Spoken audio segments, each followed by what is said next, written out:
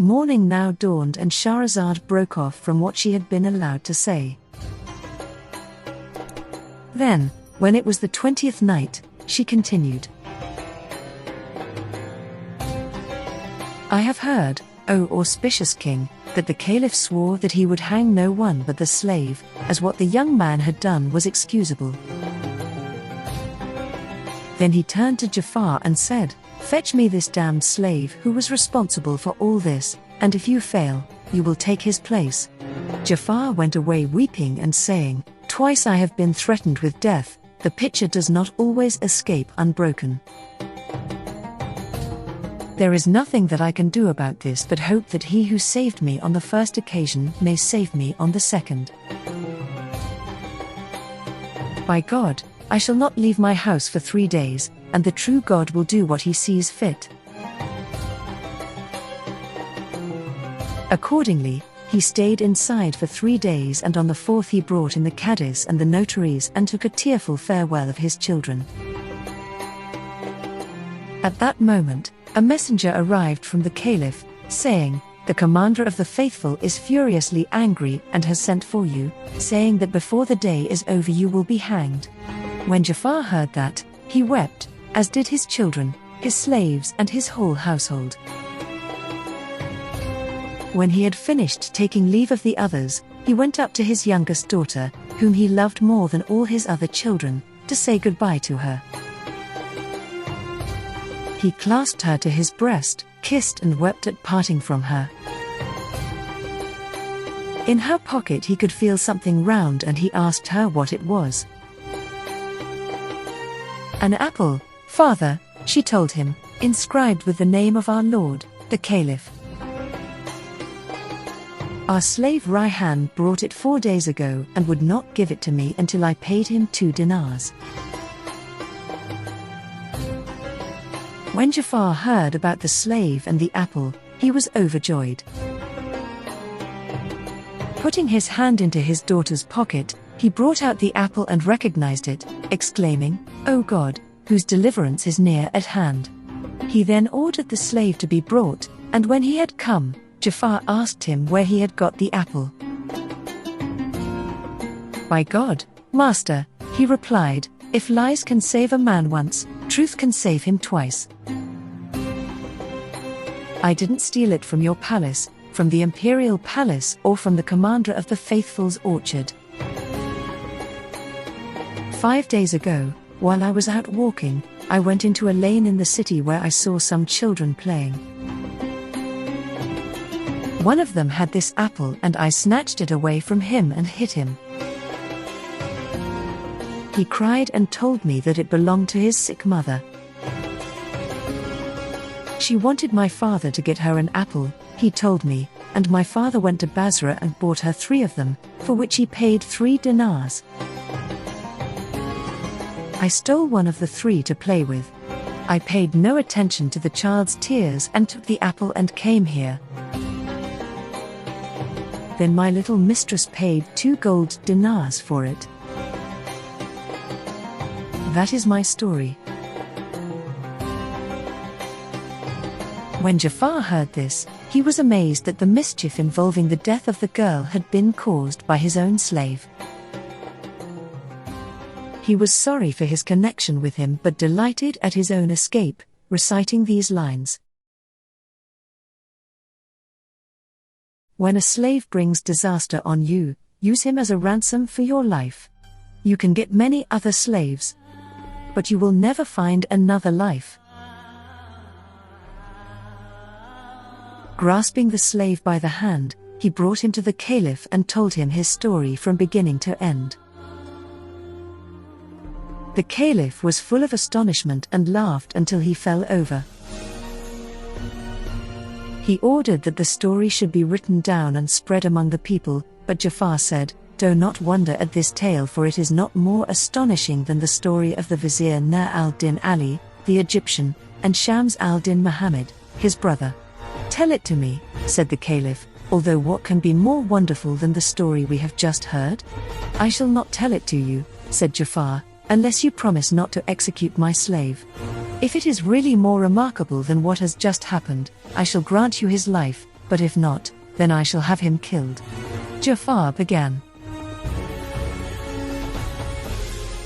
"Know then, Commander of the Faithful, that in the old days there was in Egypt a just and upright sultan who loved the poor and would sit with men of learning. He had an intelligent and experienced vizier, with a knowledge of affairs and of administration. This vizier was a very old man, and he had 2 sons, fair as moons, unequaled in comeliness and beauty. The name of the elder was Shams al-Din Muhammad, while the younger was Nur al-Din Ali. Nur al-Din was more conspicuously graceful and handsome than his brother, so much so that his fame had spread in other lands, and people came to Egypt to see his beauty. It then happened that their father died. He was mourned by the Sultan, who went to the sons, brought them close to him and gave them robes of honor. "Do not be distressed," he said, "for you will take your father's place." This delighted them, and they kissed the ground in front of him. After a month of mourning for their father, they entered into office as joint viziers, sharing between themselves the power that had been in their father's hands, with one of them accompanying the Sultan whenever he went on his travels. It happened that the Sultan was about to leave on a journey in the morning, and it was the turn of the elder brother to go with him. On the night before, the 2 brothers were talking together, and the elder said to the younger, "Brother, it is my intention that you and I should marry on the same night." "Do what you want," said his brother, "for I agree to your suggestion." When they had made this agreement, the elder said, "If God so decrees, we shall marry 2 girls and consummate the marriage on one and the same night. Then they will give birth on the same day and, God willing, your wife will produce a boy and mine a girl. We shall then marry them to each other and they will be husband and wife. What dowry will you ask from my son for your daughter?" asked Nur al-Din. "I shall take from your son," replied Shams al-Din, 3,000 dinars, 3 orchards and 3 estates. On no other terms will the marriage contract be valid." When he heard this, Nur al-Din said, "What is this dowry that you want to impose as a condition on my son? Don't you know that we 2 are brothers and that both of us, by God's grace, are joint viziers, equal in rank? You should give your daughter to my son without asking for any dowry at all, and if there must be one, then it should be fixed at something that will merely show people that a payment has been made. You know that the male is better than the female. My son is a male, and it is through him and not through your daughter that we shall be remembered." "What about my daughter, then?" asked Shams al-Din. "It will not be through her that we shall be remembered among the emirs," his brother told him, and added, "You want to deal with me like the man in the story who approached one of his friends to ask for something." "I swear by the name of God," said his friend, "that I shall do what you ask, but tomorrow." In reply, the other recited, "If favors are put off until next day, for those who know, that is rejection." Shams al-Din said, "I see that you are selling me short and making out that your son is better than my daughter. It is clear that you lack intelligence and have no manners. You talk about our shared vizierate, but I only let you share out of pity for you, so that you might help me as an assistant and I might not cause you disappointment. Now, by God, after what you have said, I shall not marry my daughter to your son, even if you were to pay out her weight in gold." Nur al-Din was angry when he heard this and said, "I'm no longer willing to marry my son to your daughter. And I'm not prepared to accept him as a husband for her," repeated Shams al-Din, adding, "Were I not going off on a journey I would make an example of you, but when I get back, I shall let you see what my honor requires." On hearing what his brother had to say, Nur al-Din was beside himself with anger, but he managed to conceal this.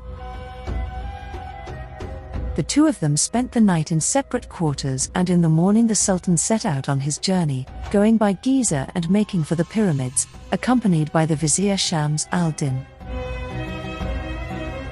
As for Shams al-Din's brother, Nur al-Din, after spending the night in a furious rage, he got up and performed the morning prayer.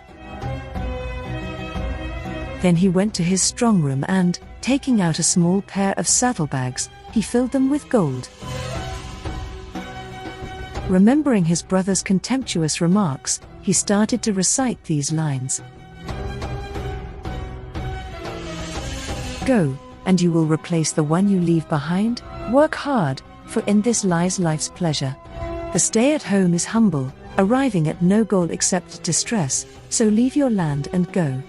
I see that water left to stand goes bad. If it flows, it is sweet, but if not, it is not. Were the full moon not to wane, the watcher would not always follow it. Lions that do not leave their lair will find no prey. Arrows not shot from bows can strike no target. Gold dust when in the mine is worth no more than earth. And aloes wood in its own land is merely used for fires. When taken from the mine, gold is a precious object of demand, while elsewhere in the world it is outranked by aloes wood. When Nur al-Din had finished these lines, he told one of his servants to prepare the official mule with its quilted saddle. This beast, colored like a starling, had a high, dome-like back, its saddle was of gold and its stirrups of Indian steel, its trappings were like those of the Khosrows, and it looked like a bride unveiled. Nur al-Din ordered that a silk carpet and a prayer rug should be put on it, with the saddlebags being placed under the rug. He then told his servants and slaves that he was going on a pleasure trip outside the city. I shall go towards Caliph, he said, and spend 3 nights away. None of you are to follow me, for I am feeling depressed. He quickly mounted the mule, taking with him only a few provisions, and he then left Cairo, making for open country.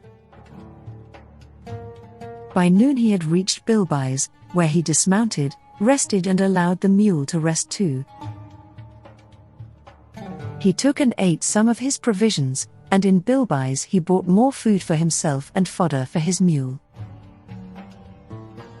He then set out into the country, and when night fell, he had come to a place called Al-Sadia. Here he spent the night, getting out some food, placing the saddlebags beneath his head and spreading out the carpet. He slept there in the desert, still consumed with anger, and after his night's sleep, he rode off in the morning, urging on his mule until he came to Aleppo.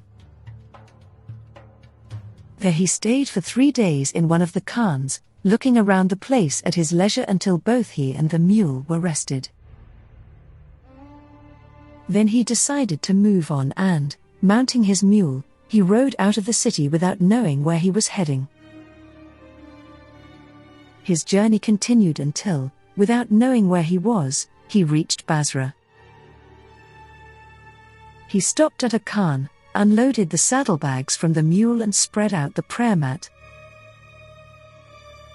He then handed over the mule with all its gear to the gatekeeper of the khan, asking him to exercise it, which he did. It happened that the vizier of Basra was sitting at the window of his palace. He looked at the mule with its costly trappings and thought that it might be a ceremonial beast, the mount of viziers or kings. Perplexed by this, he told one of his servants to bring him the gatekeeper of the city. The servant did as he was told, and the gatekeeper came to him and kissed the ground. The vizier, who was a very old man, asked him who the mule's owner might be and what he was like. "Master," said the gatekeeper, "the owner of this mule is a very young man of the merchant class, impressive and dignified, with elegant manners, the son of a merchant. On hearing this, the vizier got up, and after riding to the Khan, he approached Nur al-Din, who, seeing him coming, rose to meet him. He greeted the vizier, who, in turn, welcomed him, dismounted from his horse, and embraced him, making him sit beside him. "My son," he said, "where have you come from and what do you want?" "Master," replied Nur al-Din, "I have come from Cairo. I was the son of a vizier there, but my father moved from this world to the mercy of Almighty God." He then told his story from beginning to end, adding, "I have made up my mind that I shall never return until I have passed through every city and every land." "My son," said the vizier when he heard this, "do not obey the promptings of pride, or you will destroy yourself. The lands are desolate, and I am afraid lest time bring misfortunes on you." He then had Nur al-Din's saddlebags placed on the mule, and, taking the carpet and the prayer mat, he brought him to his house, where he lodged him in elegant quarters and showed him honor, kindness, and much affection. "My boy," he said to him, "I am an old man and I have no son, but God has provided me with a daughter who is your match in beauty and whose hand I have refused to many suitors. I have conceived love for you in my heart, and so I ask whether you would be willing to take her to serve you, while you become her husband. If you accept, I shall bring you to the Sultan of Basra and tell him that you are the son of my brother, and I shall get him to appoint you as his vizier in my place. I shall then stay at home, for I am an old man." When Nur al-Din heard what he had to say, he bowed his head and said, "To hear is to obey." The vizier was delighted, and he told his servants to set out food and to decorate the main reception hall where the weddings of the emirs were held. He collected his friends and invited the great officials of state together with the merchants of Basra. When they came, he told them, "I had a brother, the vizier of Egypt. God provided him with 2 sons, while, as you know, he gave me a daughter.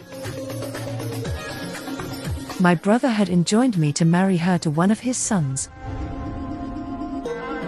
I agreed to this, and when the appropriate time for marriage came, he sent me one of his sons, this young man who is here with us. Now that he has arrived, I want to draw up the marriage contract between him and my daughter, that the marriage may be consummated here, for he has a greater right to her hand than a stranger. After that, if he wants he can stay here, or if he prefers to leave, I shall send him and his wife off to his father."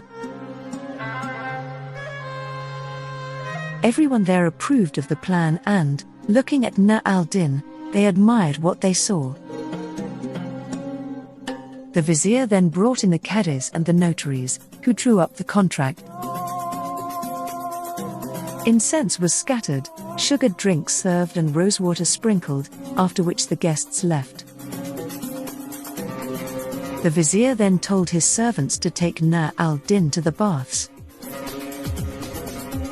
He gave him a special robe of his own and sent him towels, bowls and censers, together with everything else that he might need. When he left the baths wearing the robes, he was like the moon when it is full on the 14th night. He mounted his mule and rode on until he reached the vizier's palace, where he dismounted.